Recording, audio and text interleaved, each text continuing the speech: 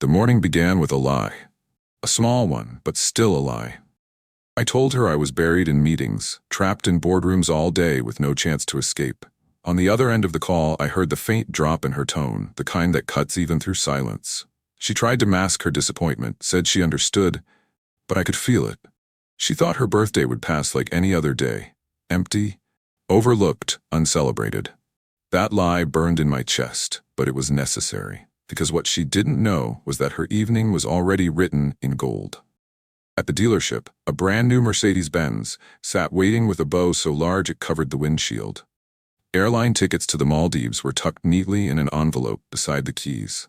A table had been secured at the most exclusive restaurant in the city, one that rejected names as powerful as mine on a daily basis. Everything was arranged. All I needed was time, and for her to believe I was too busy to notice. The hours slipped by as I finalized every last detail. Florists delivered arrangements that filled the house with roses and orchids, each bloom chosen for the way they whispered elegance. A team transformed the dining room into a private space meant to rival any five-star establishment. Even the candles had been ordered from the same supplier the royal family used for their banquets. This wasn't just a birthday. It was a statement. Proof that even in a life defined by deals and deadlines, I hadn't forgotten what mattered. But as the sun began to sink and shadows stretched across the estate lawn, my excitement swelled into a nervous rush. I wanted the surprise to feel like magic. The kind of moment she would never forget. My sister was already on her way to keep her distracted. My daughter had been sworn to secrecy, even though the secret nearly bubbled out of her at breakfast. Everything was aligned. I pressed the accelerator harder than I should have on the drive back. The thought of her face when she finally realized what I had planned pushed me forward. For weeks, I had lived for this moment, the laughter, the tears, the disbelief. I wanted to see her joy and know I had given her a memory worth more than any fortune. Halfway home, my phone buzzed. My sister's voice came through with an odd sharpness. "Don't worry, everything's set. She's waiting." There was a pause there, too long to ignore, but I brushed it aside. My chest was already buzzing with anticipation. Before I continue, let me ask you something. If this story already has you hooked, do me a quick favor. Hit the subscribe button right now and make sure you comment the country you're watching from. I love seeing where people are tuning in around the world. It feels like we're sharing these lessons together, no matter the distance. By the time I turned into the long drive that curled toward the estate, the last of the day's light was caught in the glass windows of the house. My pulse raced as the gates closed behind me. I slowed, not because I wanted to, but because a strange feeling pressed against my ribs. The kind of feeling you get right before something slips out of place. The car rounded the final bend. I tightened my grip on the wheel, already rehearsing how I'd call out for her, how I'd play the role of the busy husband who somehow found time to make her dreams come true. But then, everything inside me froze. My foot slammed against the brake so hard the tires screamed against the pavement. The door swung open before I could think, before I could breathe. And there, in front of my home, I saw a sight that stopped the world around me. The tires screeched against the stone driveway, the sound tearing through the quiet evening. My chest heaved, not from the speed of the car, but from what I was staring at through the windshield. 3 people who meant more to me than any empire I had ever built stood frozen on the front steps of my home. My mother, 76 years old, the woman who had sacrificed everything so I could rise from nothing to a life of billions, was drenched head to toe. Her silver hair clung in clumps to her cheeks, water dripping off her chin like she had been caught in a storm. But there was no storm. Only one person stood above her. Next to her was my daughter, 14 years old, her school uniform soaked through, the fabric clinging to her trembling body. Her backpack, once neatly pressed against her shoulder, lay on the ground, dark and heavy from the filth. She looked down, too ashamed or too shocked to meet my eyes, and then my sister. Valerie. My anchor during the years I thought grief would bury me alive. She stood stiffly, her arms crossed over her chest as though she could somehow shield herself from the humiliation. Her jaw tight, her entire frame shaking. Whether from anger or shock, I couldn't tell. And there, holding the empty bucket in her manicured hands, was Claudia. The woman who was supposed to be the center of tonight's surprise. The woman I had spent weeks preparing to celebrate. Her fingers trembled around the handle, the bucket slipping free and clattering onto the stone steps with a hollow thud. This isn't what it looks like," she stammered, her voice breaking into pieces. Her eyes darted from my mother to me, wide with something between fear and defiance. My hands shook as I stepped out of the car, leaving the door wide open behind me. The sharp smell of dirty water stung my nose as I approached. Rage swelled inside me, hotter than anything I'd felt in years. But it wasn't the kind of rage that makes you shout. It was deeper. The kind that makes silence more terrifying than words. I looked at my mother first. Her lips trembled, her eyes brimming with tears that streamed down her weathered face. This woman, who had walked miles to work when I was a boy because we couldn't afford bus fare, now stood in my multi-million-dollar estate, humiliated by the very person I had trusted with my heart. Then my daughter. Sophia's small hands clutched at her wet clothes, her body curled in on itself as though she could shrink out of sight. The same child who had already endured losing her mother now had to endure this. Seeing her like that, broken and ashamed, tore at me in a way no business failure, no financial loss ever could. And Valerie. She raised her chin, refusing to look away, but her eyes spoke volumes. She had always been blunt with me about Claudia, always hinted at cracks I refused to see. Now those cracks had split wide open and she didn't even need to say, "I told you so." I turned back to Claudia. My voice cut the air like glass. Not what it looks like. My mother, my daughter, my sister, soaked, shivering, standing in filth. And you're the one with the bucket. Tell me, what does it look like to you? She opened her mouth, but nothing came out. Her breath hitched, her face pale under the fading light. In that moment, all the wealth in the world meant nothing. The cars in the garage, the properties under my name, the billions in my accounts. None of it could shield me from the betrayal standing in front of me. I wanted to scream. I wanted to demand answers. But something inside me pulled back. My mind raced not just to the present, but to the road that had led me here. Because betrayal this deep doesn't appear out of thin air. It's seeded long before the moment it explodes in your face. My fists clenched at my sides as my chest rose and fell, each breath heavier than the last. The air between us thickened, pressing against me, daring me to strike to end this marriage in a single sentence. But I didn't. Not yet. Instead, I swallowed the fire in my throat and let the silence linger long enough for every eye in that driveway to feel its weight. Then I said the only words I could manage without breaking. "Let me take you back. Let me show you how we ended up here." 5 years earlier, my life had already been torn apart once.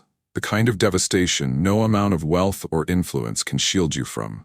Before Claudia ever stepped into my world, there was Elena. She wasn't just my wife, she was the beginning of everything. We met long before anyone called me successful.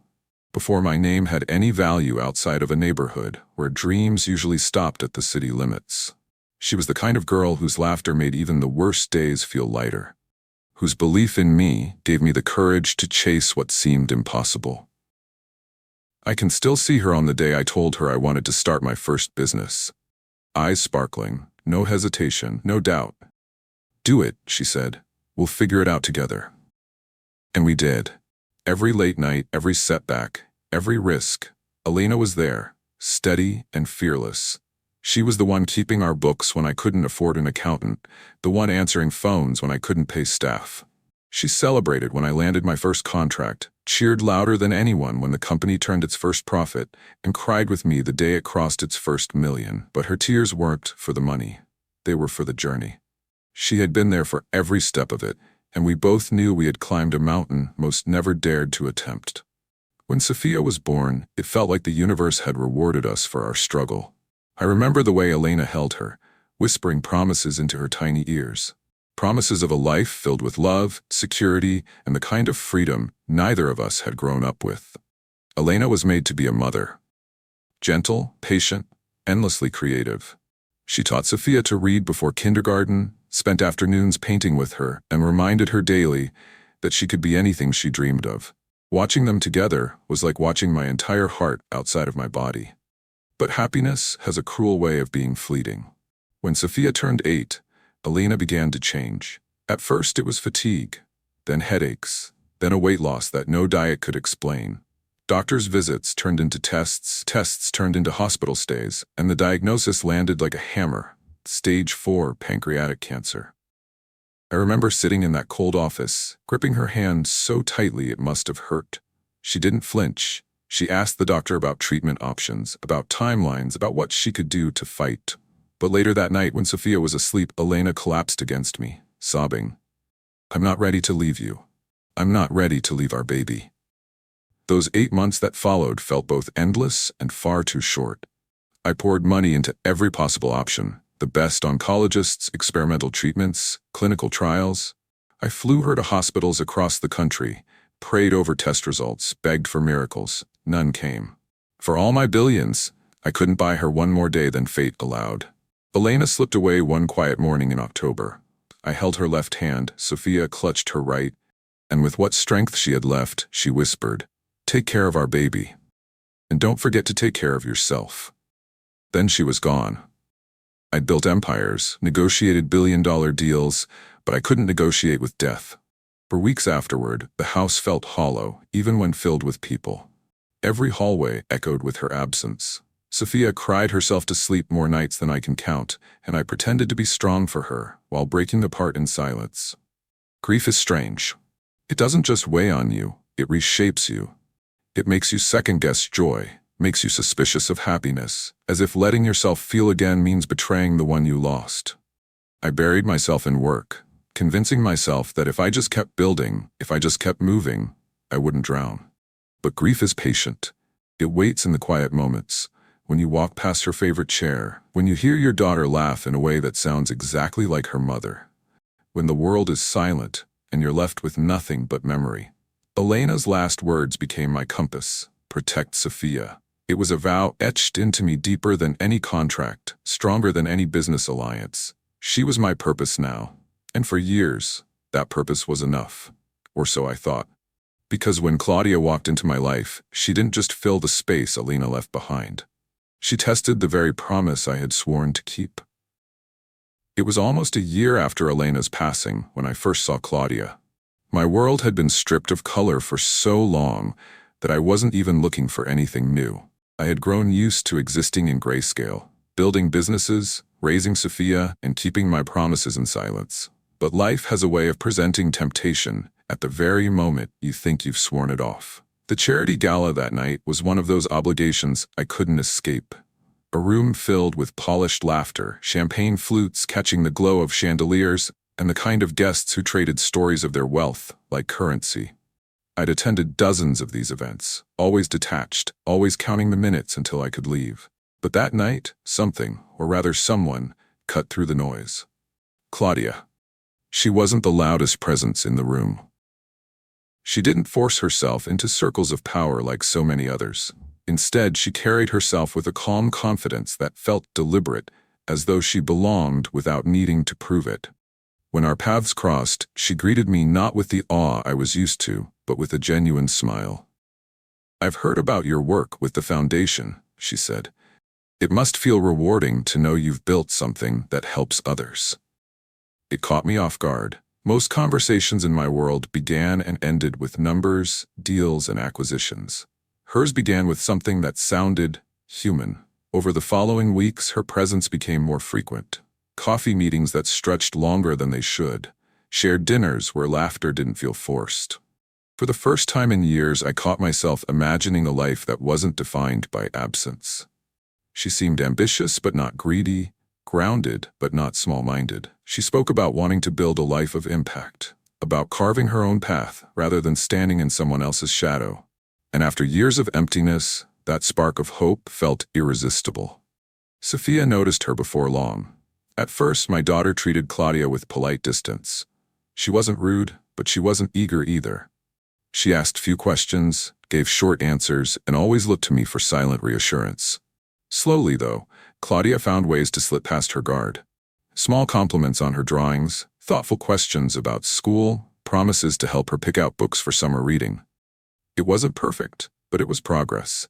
My mother, however, wasn't as easily swayed. Margaret had seen too much of the world to accept anyone at face value. She smiled at Claudia, welcomed her into our home, but I noticed her eyes lingered too long, watching, measuring. She was polite, but cautious. And though I told myself it was only natural, that mothers always protect their sons, a part of me wondered if her instincts were sharper than mine. Still, hope drowned out doubt. For so long I had lived in shadows that even the faintest light felt blinding. Claudia seemed to represent stability, a second chance at family, maybe even the kind of partner who could stand beside me without shrinking or exploiting what I had built. But every light casts a shadow. The first crack showed itself during a dinner at home. Sophia had spilled a glass of juice on the tablecloth. An accident, nothing more. Claudia's lips tightened before the words slipped out. She's too old to be this careless. Maybe she's used to being spoiled. The room went quiet. My daughter froze, her eyes darting to mine. Claudia's tone softened instantly, a laugh added to coat the sting. I didn't mean it like that, she said, brushing it aside as a harmless comment. But I had seen the flicker in Sophia's expression, the way she shrank back into her chair. Margaret's gaze sharpened across the table, but she said nothing. I convinced myself it was a slip, a single moment of frustration that didn't mean anything. After all, who hadn't said the wrong thing before? But even as I tucked Sophia into bed that night, her small voice whispered a question that gnawed at me. Dad, do you think she doesn't like me? I told her she was imagining things, that Claudia cared for her, that we just needed time. I wanted to believe it. I needed to believe it, because when you've already lost everything once, the thought of losing hope again is too heavy to bear. It didn't happen all at once.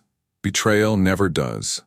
It begins in whispers, in looks held a second too long, in comments that sound like concern but cut like blades. Claudia's first remarks about my mother seemed harmless. She's strong-willed, she'd say with a smile. Sometimes I feel like she doesn't trust me to make decisions for this household. I brushed it off at first, telling her Margaret had lived a long life and carried strong opinions, but the comments returned, sharper each time. She interferes too much. She thinks this is her house, not ours. She doesn't respect boundaries. At the time, I convinced myself Claudia only needed patience. Adjusting to my family was never going to be easy. After all, Margaret had raised Sophia with me. She wasn't just a grandmother, she was a second mother. Letting Claudia into that dynamic was bound to create friction. But over weeks, Claudia's observations turned into complaints, and those complaints into ultimatums. I can't live in a home where your mother calls all the shots. It's either I'm your partner, or she is.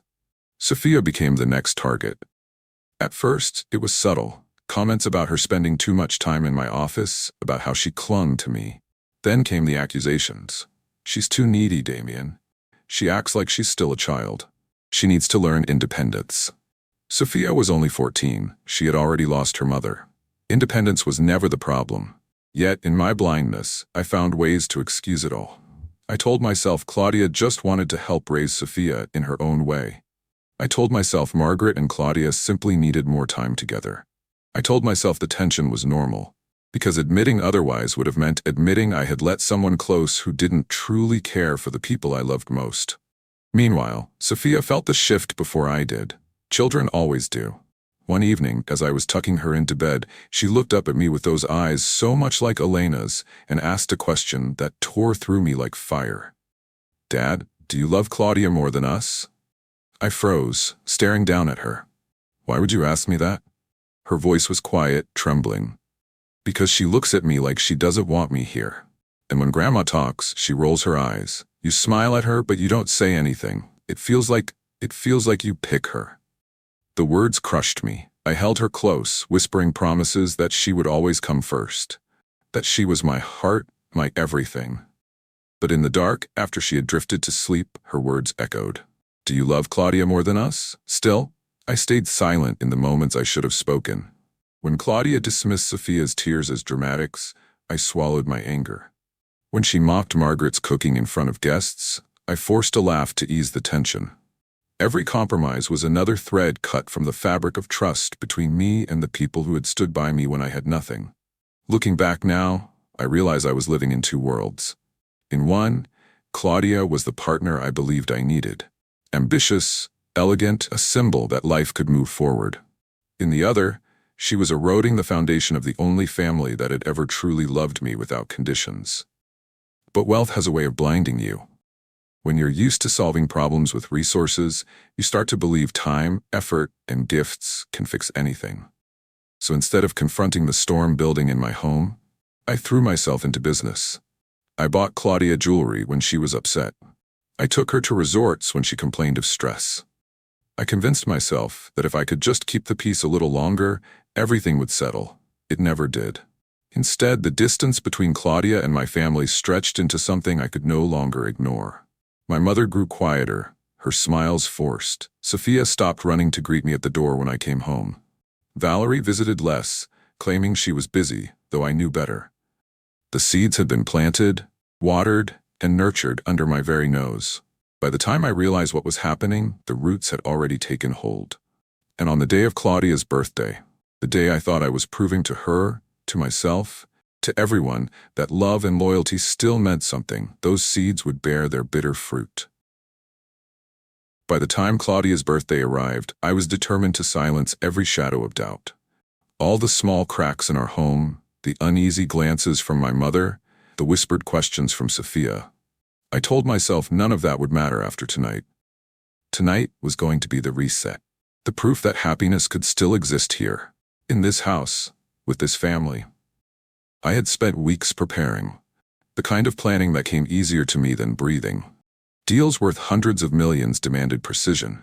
But this was more important than any deal I had ever signed. A brand new Mercedes-Benz waited at the dealership, gleaming under showroom lights with a red bow stretched across its hood. Airline tickets to the Maldives were tucked in an envelope, waiting to be handed to her with a flourish. A reservation at the city's most exclusive restaurant had been secured months earlier, and a private dining space was already set aside for us. Still, I wanted the surprise to begin at home. I wanted her to walk into a celebration so rich in detail that she would never again question where she stood in my life. Florists filled the house with roses and orchids, the air heavy with fragrance. Catering staff set up an intimate banquet in the dining room, each course chosen as if it were a love letter written in flavor. Every corner of the house whispered indulgence, a reflection of the life we had built, or the life I believed we were building. Valerie agreed to help with the most delicate part of the plan, keeping Claudia out long enough for everything to be arranged. She offered to take her shopping, maybe to lunch, a simple excuse to stretch out the hours until the estate was transformed. When I called to confirm, her voice carried a tone I couldn't quite place. "Don't worry, I've got her," she said. "She'll be ready when you are." I brushed it off as nerves. My mind was already filled with the vision of Claudia stepping through the door, eyes widening as she realized what I had done. I imagined her laughter turning into tears of joy, her arms wrapping around me in gratitude, Sophia smiling in relief as if to say, maybe things can be okay after all. That thought alone gave me energy I hadn't felt in years. I hadn't been this excited since Elena was alive. For once, my focus wasn't on stock prices, property acquisitions, or board meetings. It was on this, a single evening that was supposed to prove that love was still possible, that family could still heal. On the drive back, my hands tightened around the wheel. Not out of tension, but out of eagerness. I wanted to be home already. Wanted to see the look on her face when the lie unraveled into the perfect surprise. For once, deception was not about business strategy.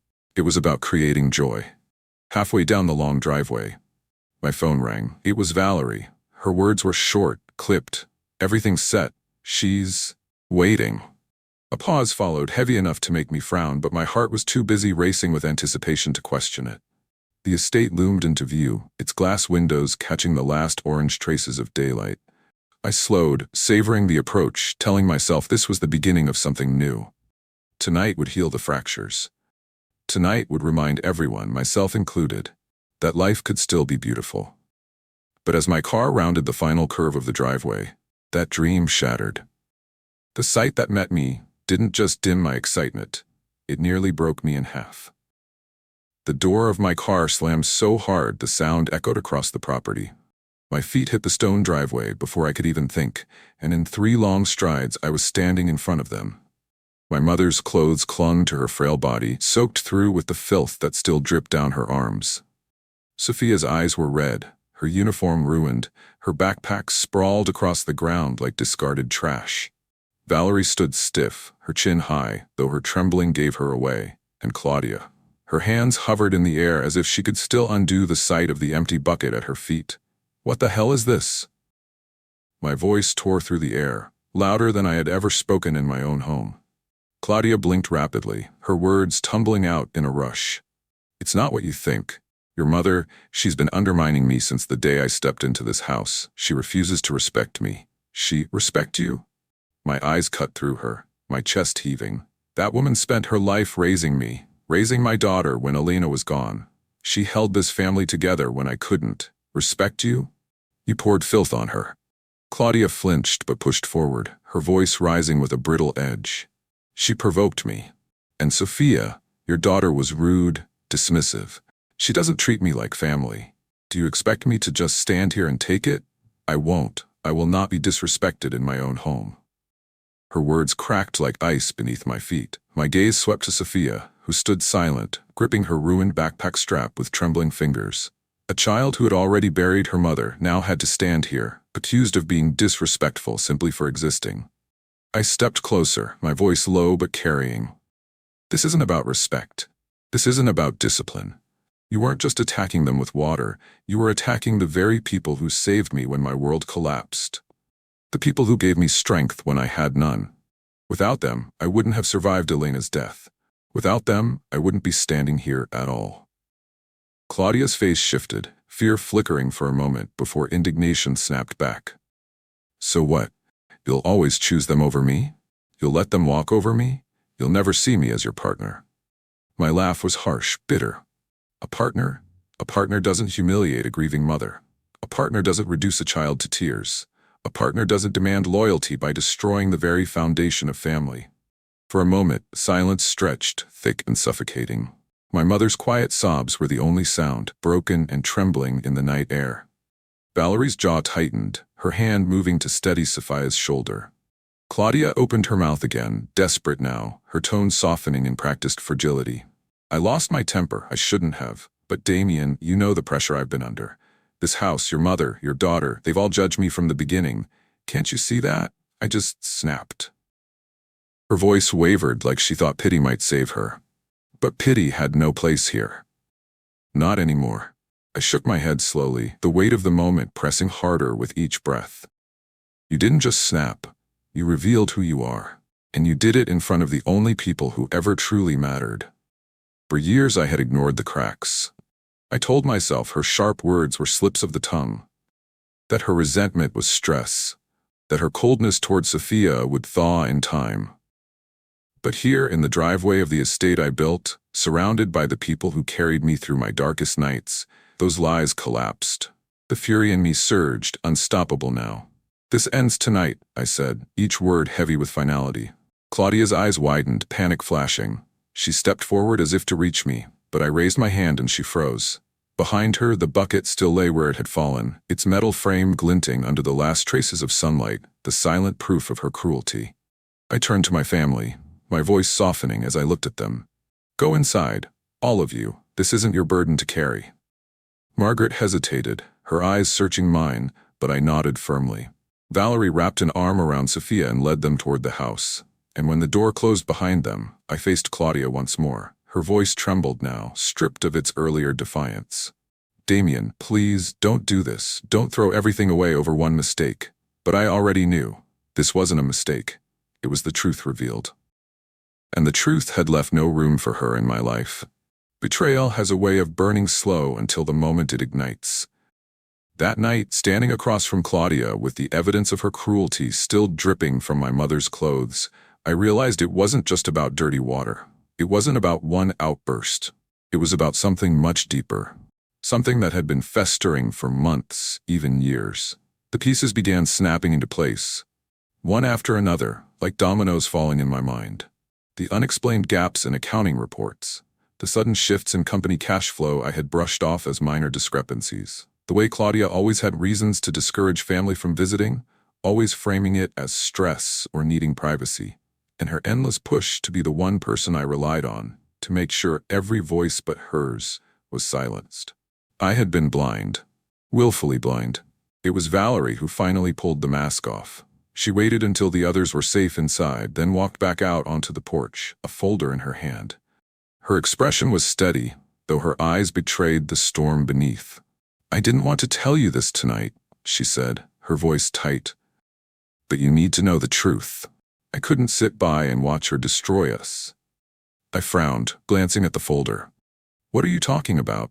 Valerie looked directly at Claudia, who stiffened under her gaze. "I've been watching. I noticed money moving out of one of your holding companies. At first I thought it was a clerical error, but the transfers were too precise, too consistent. So I started digging." Claudia's face drained of color. "You went through my things?" she snapped, her voice sharp, desperate. Valerie didn't flinch. She opened the folder, revealing printouts, bank statements, and email exchanges. "She's been siphoning funds. Small enough at first that you wouldn't notice. But over time, it adds up to millions. She set up accounts under shell names, Damien. Accounts she controls." The words hit harder than any physical blow. Millions. Stolen from the very empire I had built with my own hands, the empire Elena had stood beside me to create. Claudia's voice cracked into a plea. "It's not what it looks like. I was protecting us, securing a future in case your family pushed me out. They've hated me since the beginning, Damien. You can't deny that." But her words only exposed the truth. She hadn't been fighting for us. She'd been fighting for herself. Valerie stepped closer, her voice firm now. "Don't twist this. You weren't protecting him. You were planning to leave him, to strip him of his money and isolate him from the people who love him. I found the documents, Claudia. Plans for property under your name, legal drafts where you positioned yourself for leverage in a divorce. You were never here for family. You were here for the fortune."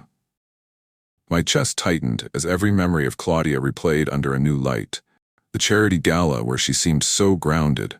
The nights she spoke of ambition, of wanting to build something lasting. The compliments that felt genuine. They weren't about love. They were rehearsals in manipulation. I thought back to Sophia's question.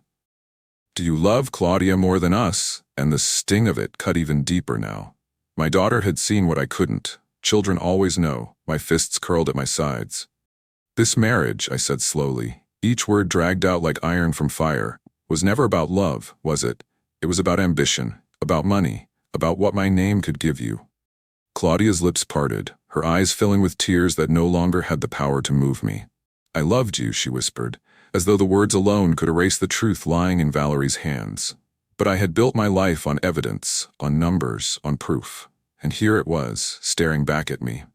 I shook my head, the last shred of illusion disintegrating in the night air. "No, you loved the empire. You loved the power. You loved what standing beside me could make you look like. But me, my mother, my daughter, you never loved us. You tried to erase us." For years, I had fought competitors who wanted my businesses. I had stared down rivals who would do anything to see me fail. But never had I imagined the enemy would be inside my own home. That was the breaking point. The moment the man she thought she controlled ceased to exist, and the man who built empires, the man who protected family above all else, took his place again. The breaking point left no room for hesitation.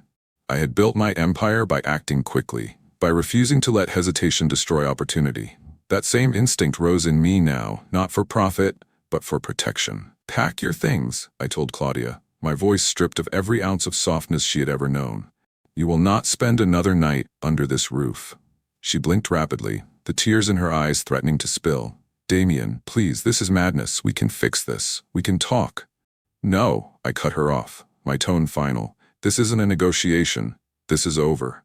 Valerie stepped closer, her hand still clutching the folder of evidence. "I've already secured copies of everything," she said quietly. "Your lawyers will know what to do." I nodded. For years, Claudia had assumed her beauty and her charm could soften any blow.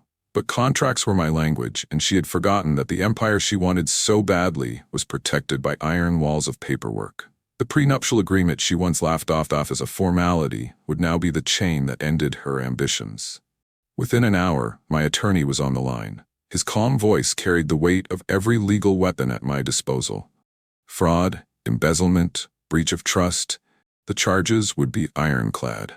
The accounts she had siphoned funds into were already being flagged and frozen. Everything she thought she had secured was slipping through her fingers before she even left the driveway. Claudia's pleas turned into anger. She paced the foyer, her voice rising in frantic waves. "You can't do this to me.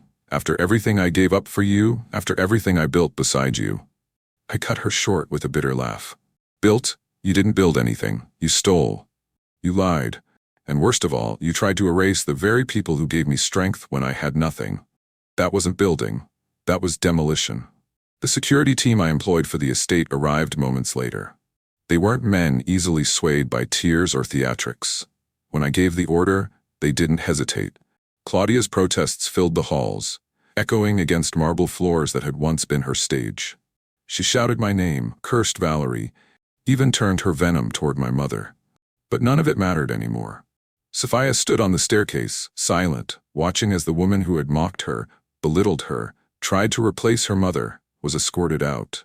Margaret rested one hand on her shoulder, steady, protective. For the first time in months, I saw relief flicker in my daughter's eyes. By the next morning, Claudia's perfect life had collapsed entirely. Bank accounts frozen, credit cards deactivated. The cars she paraded in had been repossessed.